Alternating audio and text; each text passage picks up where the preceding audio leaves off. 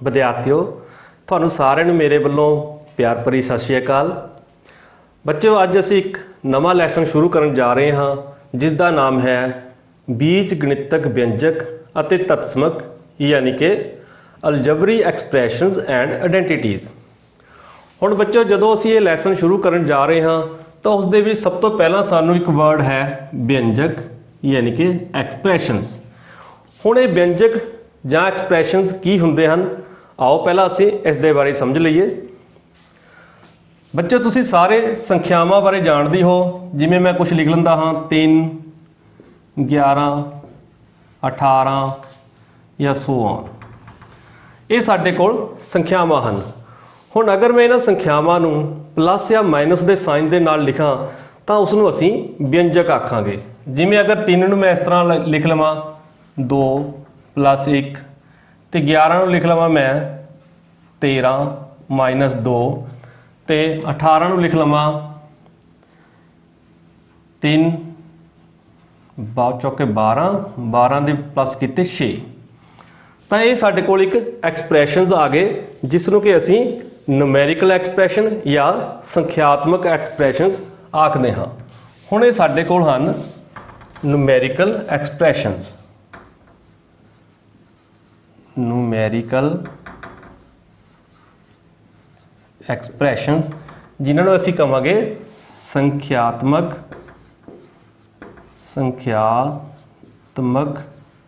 व्यंजक। एग्जाम्पल के तौर पर जिवें मैं लिखा सीगा 3 + 5 लिख लैंदा हाँ। ये साडे कोल एक संख्यात्मक एक्सप्रैशन है जिस दे विच के दो संख्यावां या इत्थे मैं अंक लए हैं 3 ते 5, दो संख्यावां नूं प्लस अते माइनस इन्हां दोनों साइन दे नाल असी वख-वख करके लिखते हाँ तो उसनूं असी व्यंजक आखदे हाँ। मैं एक होर माइनस का साइन प्रयोग करके लिख दिंदा हाँ जिवें 7 - 13। ये भी एक साडे कोल संख्यात्मक व्यंजक है यानी कि न्यूमैरिकल एक्सप्रैशनस। हुण बच्चे दूजा साडे कोल हुंदा है जो इस लैसन दे विच है वो हैगा है अलजबरिक एक्सप्रैशन यानी कि बीज गणितक व्यंजक। ये साडे कोल हो गया बीज गणितक व्यंजक। हुण बेटा बीज गणितक व्यंजक यानी कि अलजबरिक एक्सप्रैशन की है जदों असी किसी चल नूं जिवें मैं इत्थे एक चल x ले लैंदा हाँ, चल दे नाल कोई होर चल जां किसी संख्या नूं प्लस जां माइनस का साइन पा के जिवें मैं प्लस पा लवां उरे 7 तो इत्थे मैं एक साडे कोल चल लिया जिसनूं कि असी वेरीएबल आखदे हाँ तो एक मैं अपने कोल अंक लिया, अंक या संख्या लई। जदों मैं एक वेरीएबल ते एक अंक नूं या एक वेरीएबल ते दूजे वेरीएबल नूं दो वेरीएबल भी ले सकदा हाँ, जदों मैं प्लस जां माइनस के साइन नाल अलग अलग करके लिखदा हाँ तो उसनूं असीं अलजबरिक एक्सप्रैशन यानी कि बीज गणितक व्यंजक आखदे हाँ। जिवें कि इत्थे मैं एक एग्जाम्पल लई सीगी x + 7 तो इत्थे मैं कुछ होर भी एग्जाम्पल ले सकदा हाँ जिमें x + 5 या साडे कोल 2y - 11 होर कोई एक एग्जाम्पल आपां लिख के लिख सकते हाँ जिहदे विच कि मैं दो वेरीएबल ले लैंदा हाँ। इहदे दे विच असीं मैं एक वेरीएबल लिया यानी कि एक चल लिया सी x, इस दे विच मैं एक चल लिया सी x, इस दे विच मैं चल लिया सी y। तो इस तो इलावा मैं एक होर एक्सप्रैशन लिखदा हाँ अलजबरिक एक्सप्रैशन जिस दे विच कि मैं दो चल ले लैंदा हाँ जिवें कि 3x - 5y + 2 इस तरह भी मैं लिख सकदा हाँ जिस दे विच कि मैं दो चल लए हन या वेरीएबल लए हन। तो हुण अगला बेटा क्वेश्चन है इस दे विच कि संख्यात्मक व्यंजक अते बीज गणितक व्यंजक न्यूमैरिकल एक्सप्रैशनस अते अलजबरिक एक्सप्रैशन दे विच फर्क की है। तो बेटा असीं इत्थे आपां जो एग्जाम्पल लई सी इस तो ही इसका फर्क देख सकते हाँ। जिवें कि इत्थे मेरे कोल एक मेरे कोल ਨੂਮੈਰੀਕਲ ਐਕਸਪ੍ਰੈਸ਼ਨ ਹੈ 3 + 5। ਹੁਣ ਜਦੋਂ ਮੈਂ ਇਸ ਨੂੰ ਹੱਲ ਕਰਾਂਗਾ ਤਾਂ ਮੇਰੇ ਕੋਲ 8 ਆ ਜਾਵੇਗਾ। ਹੁਣ ਇੱਥੇ ਸਾਡੇ ਕੋਲ ਇੱਕ ਵੇਰੀਏਬਲ ਹੈ x, ਤਾਂ ਸਾਨੂੰ ਪਤਾ ਹੈ ਕਿ ਵੇਰੀਏਬਲ ਚੱਲ ਉਹ ਵੈਲਿਊ ਹੁੰਦੀ ਹੈ ਜਿਸ ਦਾ ਕਿ ਮੁੱਲ ਬਦਲਦਾ ਰਹਿੰਦਾ ਹੈ। ਇੱਥੇ ਹੁਣ ਮੈਂ ਅਗਰ x ਦੀ ਵੈਲਿਊ ਲੈ ਲਵਾਂ 1, ਜੇਕਰ x ਬਰਾਬਰ 1 ਤਾਂ ਮੇਰੇ ਕੋਲ ਇਹ ਐਕਸਪ੍ਰੈਸ਼ਨ ਕੀ ਬਣ ਜਾਏਗਾ, ਮੈਂ x ਦੀ ਥਾਂ ਤੇ 1 ਭਰ ਦੇਵਾਂਗਾ ਤਾਂ ਆ ਜਾਏਗਾ 1 + 7 = 8, ਤਾਂ ਇਸ ਦਾ ਮੁੱਲ 8 ਆ ਜਾਵੇਗਾ। ਜੇਕਰ ਮੈਂ x ਦੀ ਵੈਲਿਊ 2 ਲੈ ਲੈਂਦਾ ਹਾਂ ਤਾਂ ਕੀ ਹੋਵੇਗਾ, ਤਾਂ ਇਸ ਦਾ ਮੁੱਲ ਕਿੰਨਾ ਬਣ ਜਾਵੇਗਾ, ਕਿ ਫਿਰ ਵੀ 8 ਹੀ ਰਹੇਗਾ ਕਿ ਮੁੱਲ ਬਦਲ ਜਾਵੇਗਾ। ਤਾਂ ਅਸੀਂ ਦੇਖਾਂਗੇ ਕਿ ਇੱਥੇ ਹੁਣ ਮੈਂ x ਦੀ ਥਾਂ ਤੇ 2 ਮੁੱਲ ਲਿਆ ਹੈ ਤਾਂ ਇੱਥੇ 2 + 7 = 9 ਬਣ ਜਾਵੇਗਾ। ਤਾਂ ਅਸੀਂ ਬੇਟਾ ਦੇਖਦੇ ਹਾਂ ਕਿ ਜੋ ਨੂਮੈਰੀਕਲ ਐਕਸਪ੍ਰੈਸ਼ਨ ਹੈ ਉਸ ਦਾ ਜੋ ਮੁੱਲ ਹੈ, ਵੈਲਿਊ ਹੈ, ਉਹ ਕਾਂਸਟੈਂਟ ਰਹਿੰਦੀ ਹੈ, ਪਰੰਤੂ ਅਲਜਬਰਿਕ ਐਕਸਪ੍ਰੈਸ਼ਨ ਯਾਨੀ ਕਿ ਬੀਜ ਗਣਿਤਕ ਵਿਅੰਜਕ ਦੇ ਵਿੱਚ ਜਦੋਂ ਹੀ ਅਸੀਂ ਵੇਰੀਏਬਲ, ਜਿਸ ਨੂੰ ਕਿ ਅਸੀਂ ਚੱਲ ਆਖਦੇ ਹਾਂ, ਜਦੋਂ ਉਸ ਦਾ ਮੁੱਲ ਬਦਲਦੇ ਹਾਂ ਤਾਂ ਉਸ ਦੇ ਨਾਲ ਹੀ ਅਲਜਬਰਿਕ ਐਕਸਪ੍ਰੈਸ਼ਨ ਯਾਨੀ ਕਿ ਬੀਜ ਗਣਿਤਕ ਵਿਅੰਜਕ ਦਾ ਮੁੱਲ ਵੀ ਬਦਲ ਜਾਂਦਾ ਹੈ। ਜਿਵੇਂ ਅਸੀਂ ਦੇਖਿਆ ਕਿ ਇੱਥੇ ਜਿਉਂ ਹੀ ਅਸੀਂ ਵੇਰੀਏਬਲ ਦਾ ਮੁੱਲ ਬਦਲਦੇ ਜਾਂਦੇ ਹਾਂ ਤਾਂ ਜੋ ਅਲਜਬਰਿਕ ਐਕਸਪ੍ਰੈਸ਼ਨ ਸੀਗਾ x + 7, ਤਾਂ ਉਸ ਦਾ ਮੁੱਲ ਵੀ ਬਦਲ ਕੇ ਪਹਿਲੀ ਵਾਰੀ 8 ਆ ਗਿਆ। ਤੇ ਜਦੋਂ ਅਸੀਂ ਉਹਦਾ ਵੇਰੀਏਬਲ ਯਾਨੀ ਕਿ ਚੱਲ ਦਾ ਮੁੱਲ 2 ਲਿਆ ਤਾਂ ਇਸ ਦਾ ਮੁੱਲ 9 ਹੋ ਗਿਆ। ਤਾਂ ਇਸੇ ਤਰ੍ਹਾਂ ਜਿਉਂ ਵੀ ਅਸੀਂ ਮੁੱਲ ਵਧਾਉਂਦੇ ਜਾਵਾਂਗੇ, ਘਟਾਉਂਦੇ ਜਾਵਾਂਗੇ, ਤਾਂ ਅਲਜਬਰਿਕ ਐਕਸਪ੍ਰੈਸ਼ਨ ਦਾ ਮੁੱਲ ਵੀ ਉਸੇ ਤਰ੍ਹਾਂ ਹੀ ਬਦਲਦਾ ਜਾਵੇਗਾ। ਆਓ ਹੁਣ ਇਸ ਨੂੰ ਸਮਝਣ ਦੇ ਲਈ ਇੱਕ ਹੋਰ ਅਲਜਬਰਿਕ ਐਕਸਪ੍ਰੈਸ਼ਨ ਲੈਂਦੇ ਹਾਂ, ਦੇਖਦੇ ਹਾਂ ਕਿ ਕੀ ਉਸ ਦੇ ਨਾਲ ਵੈਲਿਊ ਬਦਲਦੀ ਹੈ।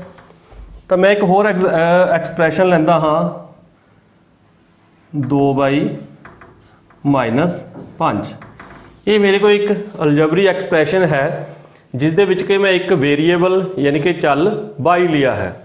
ਆਓ ਹੁਣ ਦੇਖਦੇ ਹਾਂ ਕਿ ਕੀ y ਦੇ ਮੁੱਲ ਬਦਲਣ ਨਾਲ ਇਸ ਐਕਸਪ੍ਰੈਸ਼ਨ ਦੇ ਮੁੱਲ ਬਦਲਦੇ ਹਨ ਜਾਂ ਨਹੀਂ।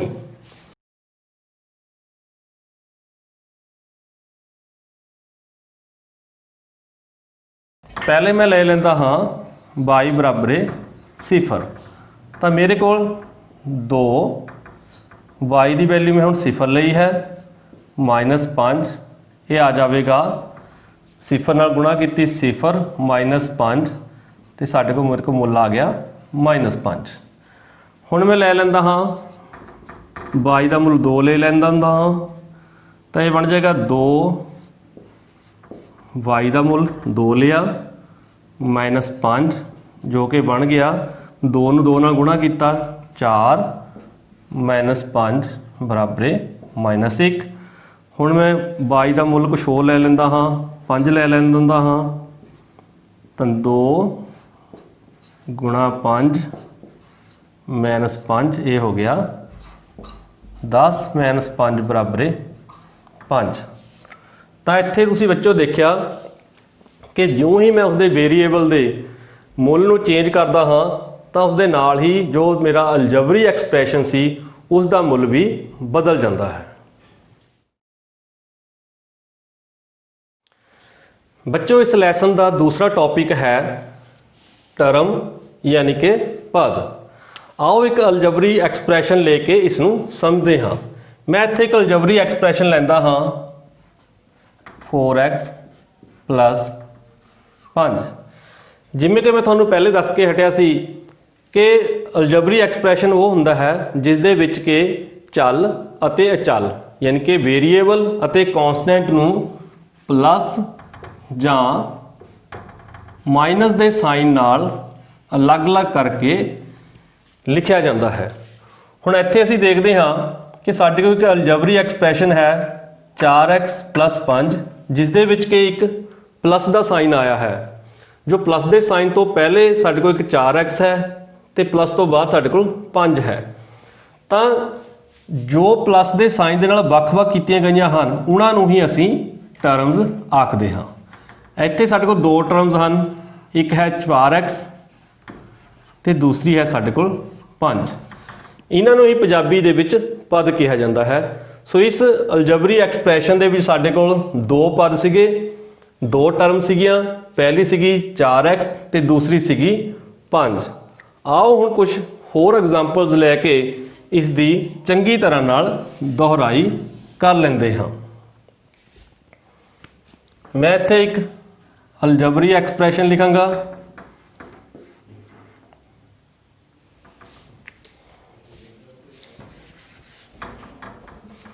मैं इत्थे एक अलजबरी एक्सप्रैशन लिखांगा, यानी कि बीज गणितक व्यंजक, ते इत्थे मैं पद यानी कि टर्म लिखांगा। हुण मैं एक इत्थे एग्जाम्पल के तौर पर लै लैंदा हाँ 7x - 3y + 2। ये मेरे को एक बीजगणितक व्यंजक है। सो इस दे विच तुसीं ध्यान नाल देखोगे कि एक माइनस का निशान आया है, एक प्लस का साइन आया है। सो इस तो सानू पता लग गया कि जो ये साइन जिहड़ियां भी पदां नूं वखरा करता है, जिवें एक इत्थे हैगा 7x, एक है 3y ते एक है साढ़े कोल 2। तो असीं लिखांगे कि एक बीजगणितक व्यंजक सीगा जिस दे विच के साढ़े कोल 3 टर्म्स आईयां, एक सी 7x, दूजी सी -3y ते तीजी सीगी 2। तो इस बीजगणितक व्यंजक दे विच साढ़े कोल 3 पद यानी कि 3 टर्म्स हैं। आओ हुण एक होर बीजगणितक व्यंजक लेंदे हाँ ते समझते हाँ कि उसदियां किन्नियां टर्म्स हैं। मैं इत्थे एक बीजगणितक व्यंजक लैंदा हाँ 5p - 3q।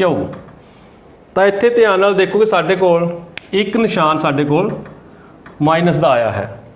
तो माइनस के निशान के नाल साडे कोल 2 टर्म्स अलग अलग हो गई हैं। तो साडे कोल 2 टर्म्स किहड़ियां सीगियां 5p ते तीजी दूसरी सीगी -3q। इस दे विच बेटा एक गल का ध्यान रखना है कि जो साडे कोल माइनस है उसदे नाल ही लगाउणी है, तां ही सानू पता लगना है कि साडा दूसरा पद किहड़ा है। आओ एक होर एग्जाम्पल लै लैंदे हाँ 7m - 2n - 11 3mn। हुण इहदे विच भी देखते हैं असीं कि साडे कोल प्लस अते माइनस दे किन्ने साइन आए हैं। तो सानू पता लग जाएगा कि एक साडे कोल ये साइन आया है, दूजा इत्थे है ते तीजा इत्थे है। तो 3 साडे कोल निशान साडे कोल प्लस और माइनस दे आए हैं जो कि पदां नूं वखरा वखरा करते हैं। तो साडे कोल एक पद 7m हो गया, दूसरा पद साडे कोल 2n हो गया, तीसरा पद साडे कोल -11 हो गया, तो चौथा पद साडे कोल 3mn हो गया। तो मेरे ख्याल से बच्चों हुण तुहानूं समझ लग गई होवेगी कि एक अलजबरी व्यंजक या कोई भी व्यंजक होवे उस दे विच प्लस और माइनस दे साइन दे नाल जो ਵੱਖ-ਵੱਖ हो जांदियां हन उन्हां नूं टर्म आखदे हां जां पद आखदे हां।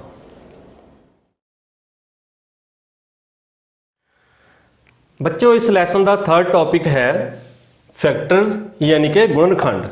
इस दे लिए आओ एक अलजबरी व्यंजक लेंदे हाँ। हुण बच्चों इत्थे अगे वधण तो पहला एक तुहाडे लई सवाल है, इस अलजबरी व्यंजक दे विच किहड़ा वेरीएबल यानी कि चल वरत्या गया है। तुसीं इसका जवाब देना है। सो उन्हां बच्चों लिए शाबाश जिन्हां ने कि इस सवाल का आंसर सही दे दिता है।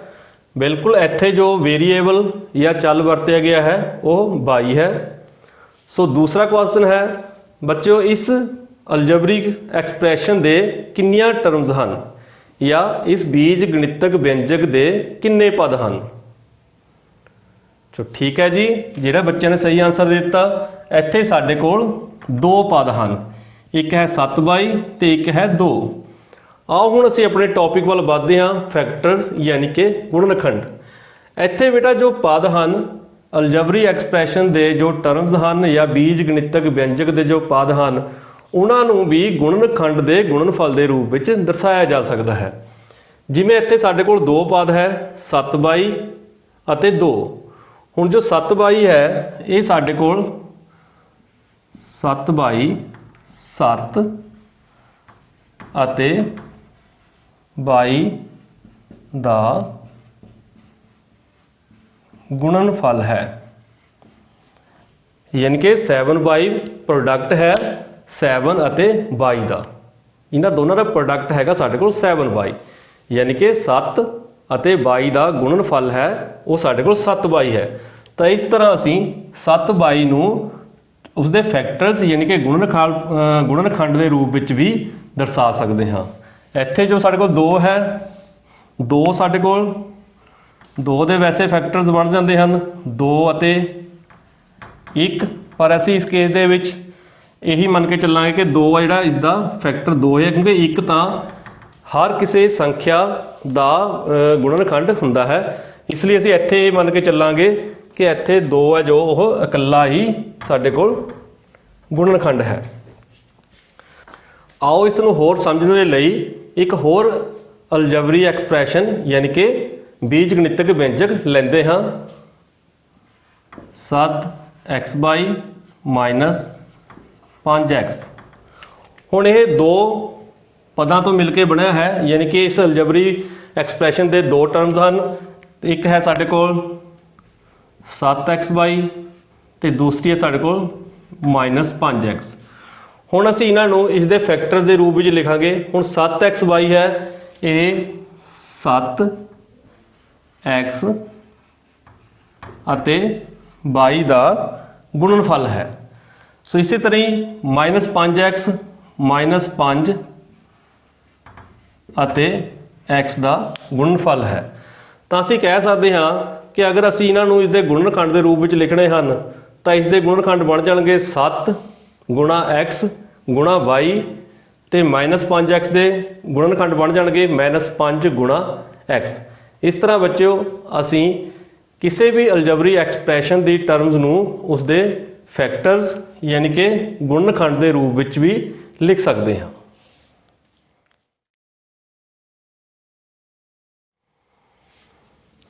आओ बच्चों अगे गल करते हाँ गुणांक यानी कि कोफिशिएंट की। इस दे लई मैं एक अलजबरी एक्सप्रैशन लैंदा हाँ 2x/- 7y। इस दे विच दो पद हैं, दो टर्म्स हैं।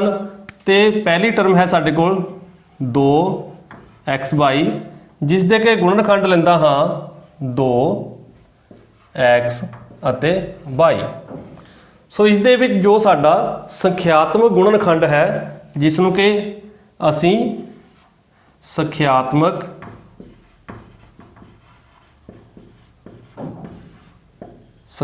गुणांक जां कल्ला गुणांक आख दिंदे हां। तो इस तो भाव यह होया कि जो साडे अलजबरी एक्सप्रैशन दे विच संख्या वाला गुणनखंड आउंदा है किसी भी पद का, जिवें यह पहला पद सी इस दे विच साडे कोल x ते y 2 चल सीगे ते 2 साडी संख्या गुणनखंड सीगा, तां उसनूं असीं संख्यात्मक गुणांक यानी कि न्यूमेरिकल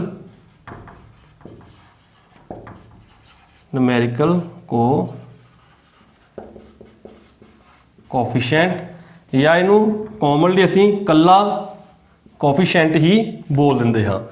इस तरह जो साडा सैकंड टर्म है दूसरा पद सी -7/, इस दे भी साडे कोल -7 अते 22 दो गुणनखंड सीगे, जिस दे विच जो संख्या सीगी वो सीगी संख्या गुणनखंड सीगा -7। सो इस पद का जो साडा न्यूमेरिकल कोफिशिएंट या ओनली कोफिशिएंट सीगा वो साडे कोल -7 सीगा। सो एक बार फिर तो बच्चों ध्यान नाल सुन लिओ।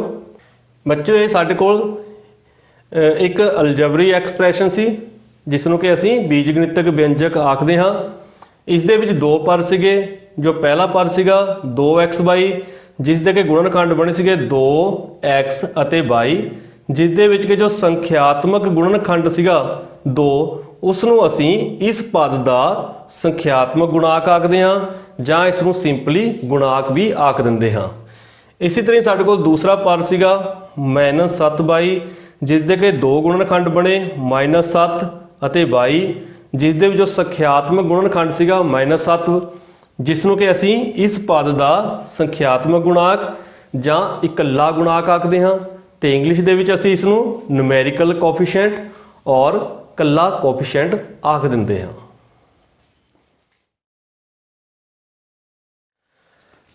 ਇਸ ਲੈਸਨ ਦਾ ਅਗਲਾ ਟੌਪਿਕ ਹੈ ਬਹੁਪਦ ਦੀਆਂ ਕਿਸਮਾਂ ਯਾਨੀ ਕਿ ਟਾਈਪਸ ਆਫ ਪੋਲੀਨੋਮੀਅਲ। ਬੱਚਿਓ ਅਲਜਬਰੀ ਐਕਸਪ੍ਰੈਸ਼ਨ ਦੇ ਵਿੱਚ ਜਦੋਂ ਕੇਵਲ ਇੱਕ ਹੀ ਪਦ ਹੋਵੇ ਤਾਂ ਉਸ ਨੂੰ ਅਸੀਂ ਇੱਕ ਪਦੀ ਕਹਿ ਦਿੰਦੇ ਹਾਂ, ਇੱਕ ਪਦੀ ਵਿਅੰਜਕ। ਤੇ ਜਦੋਂ ਦੋ ਪਦ ਹੋਣ ਤਾਂ ਉਸ ਨੂੰ ਅਸੀਂ ਦੋ ਪਦੀ ਵਿਅੰਜਕ ਆਖਦੇ ਹਾਂ ਯਾਨੀ ਕਿ ਬਾਇਨੋਮੀਅਲ। ਤੇ ਜਦੋਂ 3 ਪਦ ਹੋਣ ਤਾਂ ਉਸ ਨੂੰ ਅਸੀਂ ਟ੍ਰਾਈਨੋਮੀਅਲ ਯਾਨੀ ਕਿ 3 ਪਦੀ ਵਿਅੰਜਕ ਆਖ ਦਿੰਦੇ ਹਾਂ। ਜਿਵੇਂ ਮੈਂ ਐਗਜ਼ਾਮਪਲ ਦੇ ਤੌਰ ਤੇ ਲੈਂਦਾ ਹਾਂ ਪਹਿਲਾਂ ਇੱਕ ਪਦੀ ਦੀ, ਇੱਕ ਪਦੀ ਵਿਅੰਜਕ ਦੀ ਮੈਂ ਐਗਜ਼ਾਮਪਲ ਦੇ ਤੌਰ ਤੇ ਲੈ ਸਕਦਾ ਹਾਂ ਜਿਵੇਂ 7x। ਤਾਂ ਇਸ ਦੇ ਵਿੱਚ ਕੇਵਲ ਇੱਕ ਹੀ ਪਦ ਹੈ ਤਾਂ ਅਸੀਂ ਇਸ ਨੂੰ ਇੱਕ ਪਦੀ ਵਿਅੰਜਕ ਆਖਦੇ ਹਾਂ। ਤੇ ਜਦੋਂ 2 ਪਦ ਹੋ ਜਾਣ, 2 ਪਦੀ ਵਿਅੰਜਕ, ਇਸ ਦੀ ਐਗਜ਼ਾਮਪਲ ਹੋ ਸਕਦੀ ਹੈ ਜਿਵੇਂ 2x - 7। ਤਾਂ ਇਸ ਦੇ ਵਿੱਚ ਸਾਡੇ ਕੋਲ 2 ਪਦ ਆ ਗਏ ਹਨ। ਇਸੇ ਤਰ੍ਹਾਂ ਸਾਡੇ ਕੋਲ ਇੱਕ 3 ਪਦੀ ਵੀ ਲਿਖ ਲੈਂਦੇ ਹਾਂ, 3 ਪਦੀ ਵਿਅੰਜਕ 4 - 5y ਜਮਾ 7xy। ਤਾਂ ਇਸ ਦੇ ਵੀ ਸਾਡੇ ਕੋਲ 3 ਪਦ ਆ ਗਏ ਤਾਂ ਇਸ ਨੂੰ ਅਸੀਂ 3 ਪਦੀ ਵਿਅੰਜਕ ਆਖਦੇ ਹਾਂ। ਇਸੇ ਤਰ੍ਹਾਂ ਬੇਟਾ ਸੋ ਔਨ ਸਾਡੇ ਕੋਲ ਜਿਵੇਂ ਜਿਵੇਂ ਕਿ ਪਦਾਂ ਦੀ ਗਿਣਤੀ ਵੱਧਦੀ ਜਾਵੇਗੀ ਉਸੇ ਤਰ੍ਹਾਂ ਹੀ ਅਸੀਂ ਉਹਦਾ ਜਿਹੜਾ ਨਾਂ ਹੈ ਉਹ 3 ਪਦੀ ਤੋਂ ਬਾਅਦ 4 ਪਦੀ 5 ਪਦੀ ਇਸ ਤਰ੍ਹਾਂ ਹੋ ਜਾਵੇਗਾ। ਹੁਣ ਜਦੋਂ ਸਾਡੇ ਕੋਲ ਇੱਕ ਤੋਂ ਵੱਧ ਪਦ ਹੋ ਜਾਂਦੇ ਹਨ, ਇਸ ਕੇਸ ਦੇ ਵਿੱਚ ਸਾਰੇ ਹੀ ਇਹਨਾਂ ਨੂੰ ਅਸੀਂ ਬਹੁਪਦ ਆਖ ਦਿੰਦੇ ਹਾਂ। ਬਹੁਪਦ ਮੀਨਸ ਬਹੁਤੇ ਪਦ। ਜਿਵੇਂ 2 ਪਦ ਦੇ ਵਿੱਚ ਵੀ ਇੱਕ ਤੋਂ ਵੱਧ ਪਦ ਹੋ ਗਏ, 3 ਪਦੀ ਵਿੱਚ ਵੀ 4 ਪਦੀ ਵਿੱਚ, ਇਹਨਾਂ ਸਾਰਿਆਂ ਨੂੰ ਹੀ ਅਸੀਂ ਜਨਰਲ ਤੌਰ ਤੇ ਬਹੁਪਦ ਆਖ ਦਿੰਦੇ ਹਾਂ। ਇੰਗਲਿਸ਼ ਦੇ ਵਿੱਚ ਅਸੀਂ ਆਖ ਦਿੰਦੇ ਹਾਂ ਪੋਲੀਨੋਮੀਅਲ। ਜਦੋਂ ਇੱਕ ਪਦ ਹੁੰਦਾ ਹੈ ਤਾਂ ਉਸ ਨੂੰ ਅਸੀਂ ਮੋਨੋਨੋਮੀਅਲ ਆਖਦੇ ਹਾਂ। ਜਦੋਂ 2 ਪਦ ਹੋਵੇ ਤਾਂ ਬਾਇਨੋਮੀਅਲ, ਜਦੋਂ 3 ਪਦ ਹੋਵੇ ਤਾਂ ਟ੍ਰਾਈਨੋਮੀਅਲ। ਇਸੇ ਤਰ੍ਹਾਂ ਹੀ ਜਦੋਂ ਸਾਡੇ ਕੋਲ ਇੱਕ ਪਦ ਹੁੰਦਾ ਹੈ ਉਸ ਨੂੰ ਅਸੀਂ ਇੱਕ ਪਦੀ ਆਖਦੇ ਹਾਂ ਤੇ ਉਸ ਤੋਂ ਬਾਅਦ ਜਿੰਨੇ ਵੀ ਪਦ ਵੱਧਦੇ ਜਾਂਦੇ ਹਨ ਉਹਨਾਂ ਸਾਰਿਆਂ ਨੂੰ ਅਸੀਂ ਕਾਮਨਲੀ ਤੌਰ ਤੇ ਬਹੁਪਦ ਜਾਂ ਪੋਲੀਨੋਮੀਅਲ ਆਖ ਦਿੰਦੇ ਹਾਂ। ਸੋ ਇਸ ਕੇਸ ਦੇ ਵਿੱਚ ਜਦੋਂ ਵੀ ਅਸੀਂ ਕਿਸਮਾਂ ਦੱਸਣੀਆਂ ਹੋਵੇ ਤਾਂ ਜਸਟ ਅਸੀਂ ਟਰਮਾਂ ਦੀ ਗਿਣਤੀ ਕਰਨੀ ਹੈ। ਅਸੀਂ ਪਦ ਦੇਖਣੇ ਆ ਕਿੰਨੇ ਪਦ ਹਨ। ਜੇ ਤਾਂ ਕੇਵਲ ਇੱਕ ਹੀ ਪਦ ਹੈ ਤਾਂ ਅਸੀਂ ਉਸ ਨੂੰ ਇੱਕ ਪਦੀ ਆਖਾਂਗੇ। ਤੇ ਜਦੋਂ ਇੱਕ ਤੋਂ ਵੱਧ ਹੋ ਜਾਣਗੇ, 2 ਪਦੀ ਹੋ ਜਾਵੇ, 3 ਪਦੀ ਹੋ ਜਾਵੇ, 4 ਪਦੀ ਹੋ ਜਾਵੇ, 5 ਪਦੀ ਹੋ ਜਾਵੇ ਤਾਂ ਉਸ ਨੂੰ ਅਸੀਂ ਪੋਲੀਨੋਮੀਅਲ ਜਾਂ ਬਹੁਪਦ ਆਖਦੇ ਹਾਂ।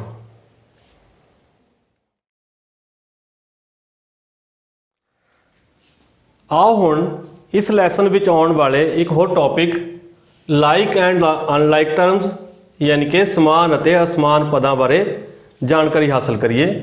ਮੈਂ ਇੱਥੇ ਕੁਝ ਪਦ ਲੈਂਦਾ ਹਾਂ ਜਿਵੇਂ 7x 14x -13x 5x ਦੀ ਘਾਤ 2 7y 7xy -9y square -9x square -5yx। ਆਓ ਹੁਣ ਅਸੀਂ ਇਹਨਾਂ ਦੇਖੀਏ ਕਿ ਕਿਹੜੇ ਕਿਹੜੇ ਸਮਾਨ ਪਦ ਹਨ। ਸੋ ਇਹਨਾਂ 'ਚੋਂ ਸਮਾਨ ਪਦ ਹਨ ਨੰਬਰ 1 ਦੇ ਉੱਪਰ ਤੁਸੀਂ ਦੇਖੋਗੇ ਕਿ 7x 14x -13x। ਤੇ ਉਸ ਤੋਂ ਬਾਅਦ ਸਾਡੇ ਕੋਲ ਆ ਗਿਆ ਦੂਜੇ ਨੰਬਰ ਦੇ ਉੱਪਰ ਆ ਗਿਆ ਸਾਡੇ ਕੋਲ 5x ਘਾਤ 2 ਤੇ ਉਸ ਤੋਂ ਅੱਗੇ 7x ਹੈ। ਤੀਜੇ ਨੰਬਰ ਤੇ ਚਲੇ ਗਿਆ 7y ਸੌਰੀ। ਉਸ ਤੋਂ ਬਾਅਦ 7xy ਤੇ ਫਿਰ ਆ ਗਿਆ ਸਾਡੇ ਕੋਲ -9y ਦੀ ਘਾਤ 2। ਇਹ ਸਾਡੇ ਕੋਲ ਅਲੱਗ ਟਾਈਪ ਆ ਗਈ -9y ਦੀ ਘਾਤ 2। ਉਸ ਤੋਂ ਬਾਅਦ -9x ਦੀ ਘਾਤ 2, ਇਹ ਸਾਡੇ ਕੋਲ -9x ਦੀ ਘਾਤ 2 ਤੇ -5 22x। ਤਾਂ ਬੱਚੋ ਇੱਥੇ ਤੁਸੀਂ ਸਮਝ ਗਏ ਹੋਗੇ ਕਿ ਇਹ ਸਮਾਨ ਪਦ ਕਿਉਂ ਹਨ, ਕਿਉਂਕਿ ਇਹਨਾਂ ਸਾਰਿਆਂ ਦੇ ਵਿੱਚ ਜੋ ਵੇਰੀਏਬਲ ਹੈ ਯਾਨੀ ਕਿ ਚੱਲ ਹੈ ਉਹ ਇੱਕ ਸਮਾਨ ਹੈ, ਇਸ ਲਈ ਸਮਾਨ ਪਦ ਹਨ, ਲਾਈਕ ਟਰਮਸ ਹਨ। ਸੋ ਇੱਥੇ ਸਾਡੇ ਕੋਲ x² ਆਇਆ, ਇੱਥੇ ਵੀ x² ਹੈ, ਇੱਥੇ ਸਾਡੇ ਕੋਲ ਕੱਲਾ y ਹੈ, ਇੱਥੇ xy ਹੈ, ਇੱਥੇ ਬੇਟਾ ਬੇਸ਼ੱਕ 22x ਹੈ ਪਰ ਕਿਉਂਕਿ ਗੁਣਨਖੰਡ ਹਨ ਤਾਂ ਇਹਨੂੰ ਅਸੀਂ ਇਸ ਤਰ੍ਹਾਂ ਵੀ ਲਿਖ ਸਕਦੇ ਹਾਂ -5xy। ਸੋ ਇਸ ਲਈ ਇਹ ਸਮਾਨ ਪਦ ਹਨ, xy ਤੇ yx ਦਾ ਮਤਲਬ ਇੱਕ ਹੀ ਹੁੰਦਾ ਹੈ। ਤੇ ਸਾਡੇ ਕੋਲ -9y ਦੀ ਘਾਤ 2 ਹੈ ਜੋ ਕਿ ਹੋਰ ਨਹੀਂ ਹੈ। ਤਾਂ ਇਸ ਤਰ੍ਹਾਂ ਇਹ ਆਪਸ ਦੇ ਵਿੱਚ ਸਮਾਨ ਪਦ ਹਨ, ਇਹ ਆਪਸ 'ਚ ਸਮਾਨ ਪਦ ਹਨ, ਇਹ ਆਪਸ 'ਚ ਸਮਾਨ ਪਦ ਹਨ। ਹੁਣ ਇਹ ਤੇ ਆਪਸ ਦੇ ਵਿੱਚ ਅਸਮਾਨ ਪਦ ਹਨ। ਤਾਂ ਜਿਨ੍ਹਾਂ ਪਦਾਂ ਦੇ ਵਿੱਚ ਸਾਡਾ ਵੇਰੀਏਬਲ ਸੇਮ ਹੋਵੇ ਜਾਂ ਜੋ ਚੱਲ ਹੈ ਜਿਹਨਾਂ ਦਾ ਸੇਮ ਹੋਵੇ ਉਹ ਸਾਡੇ ਕੋਲ ਸਮਾਨ ਪਦ ਹੁੰਦੇ ਹਨ। ਹੁਣ ਤੁਸੀਂ ਇੱਥੇ ਦੱਸ ਸਕਦੇ ਹੋ ਸਾਡੇ ਕੋਲ ਕਿ ਸਾਡੇ ਕੋਲ ਸੀਗਾ ਇੱਕ -9y² ਤੇ -9x²। ਹੁਣ ਇਹ ਸਮਾਨ ਪਦ ਹਨ ਜਾਂ ਅਸਮਾਨ ਪਦ ਹਨ। ਤਾਂ ਅਸੀਂ ਬੱਚੋ ਇੱਥੇ ਇਸ ਦਾ ਕੋਫੀਸ਼ੀਐਂਟ ਯਾਨੀ ਕਿ ਗੁਣਾਂਕ ਨਹੀਂ ਦੇਖਣਾ, ਅਸੀਂ ਇਹਨਾਂ ਦਾ ਚੱਲ ਦੇਖਣਾ ਹੈ। ਚੱਲ ਯਾਨੀ ਕਿ ਵੇਰੀਏਬਲ। ਅਗਰ ਤਾਂ ਵੇਰੀਏਬਲ ਸਮਾਨ ਹੈ, ਬਰਾਬਰ ਹੈ, ਤਾਂ ਅਸੀਂ ਉਸ ਨੂੰ ਸਮਾਨ ਪਦ ਆਖਾਂਗੇ। ਅਗਰ ਵੇਰੀਏਬਲ ਸਮਾਨ ਨਹੀਂ ਹੈ ਤਾਂ ਉਸ ਨੂੰ ਅਸੀਂ ਅਸਮਾਨ ਪਦ ਆਖਾਂਗੇ। ਲਾਈਕ ਟਰਮਸ ਐਂਡ ਅਨਲਾਈਕ ਟਰਮਸ, ਜਦੋਂ ਸਾਡੇ ਕੋਲ ਵੇਰੀਏਬਲ ਸਮਾਨ ਹੋਵੇ, ਇੱਕ ਬਰਾਬਰ ਹੋਵੇ ਤਾਂ ਲਾਈਕ ਟਰਮਸ ਹੈ, ਤੇ ਜਦੋਂ ਵੇਰੀਏਬਲ ਅਲੱਗ-ਅਲੱਗ ਹੋਣ ਤਾਂ ਉਸ ਨੂੰ ਅਸੀਂ ਅਨਲਾਈਕ ਟਰਮਸ ਆਖਦੇ ਹਾਂ। ਸੋ ਬੱਚੋ ਇਹ ਸਨ ਕੁਝ ਟਰਮਸ ਜਿਹੜੀਆਂ ਕਿ ਇਸ ਲੈਸਨ ਨਾਲ ਸੰਬੰਧਿਤ ਸੀਗੀਆਂ। ਮੈਨੂੰ ਆਸ ਹੈ ਤੁਸੀਂ ਬੜੇ ਧਿਆਨ ਨਾਲ ਸਮਝ ਲਈਆਂ ਹੋਣਗੀਆਂ। ਤੇ ਹੁਣ ਬੱਚੋ ਤੁਹਾਡੇ ਘਰ ਦੇ ਲਈ ਕੰਮ ਹੈ ਕਿ ਇਹ ਤੁਹਾਡਾ ਲੈਸਨ ਨੰਬਰ 9 ਹੈ, ਬੀਜ ਗਣਿਤਕ ਵਿਅੰਜਕ ਅਤੇ ਤਤਸਮਕ, ਜਿਸ ਦੇ ਵਿੱਚ ਕਿ ਐਕਸਰਸਾਈਜ਼ 9.1 ਸ਼ੁਰੂ ਹੋਣ ਤੋਂ ਪਹਿਲਾਂ ਜੋ ਸਾਰਾ ਹੀ ਕੰਟੈਂਟ ਦਿੱਤਾ ਹੋਇਆ ਹੈ, ਉਹ ਜਿੰਨੀਆਂ ਵੀ ਮੈਂ ਗੱਲਾਂ ਅੱਜ ਤੁਹਾਨੂੰ ਦੱਸੀਆਂ ਹਨ ਉਹ ਸਾਰੀਆਂ ਹੀ ਉਸ ਦੇ ਵਿੱਚ ਲਿਖੀਆਂ ਹੋਈਆਂ ਹਨ। ਸੋ ਬੱਚੇ ਤੁਸੀਂ ਇੱਕ ਵਾਰੀ ਫਿਰ ਤੋਂ ਬੜੇ ਧਿਆਨ ਨਾਲ ਪੜ੍ਹਨਾ ਹੈ ਅਤੇ ਇੱਕ ਇੱਕ ਟੌਪਿਕ ਦੇ ਬਾਰੇ ਆਪਣੇ ਕੋਲ ਤੁਸੀਂ 4-4 5-5 ਲਾਈਨਾਂ ਲਿਖ ਲੈਣੀਆਂ ਹਨ, ਤਾਂ ਜੋ ਜਿਹੜੀ ਤੁਹਾਡੀ ਸਮਝ ਹੈ ਉਹ ਚੰਗੀ ਤਰ੍ਹਾਂ ਬਣ ਜਾਵੇ। ਧੰਨਵਾਦ।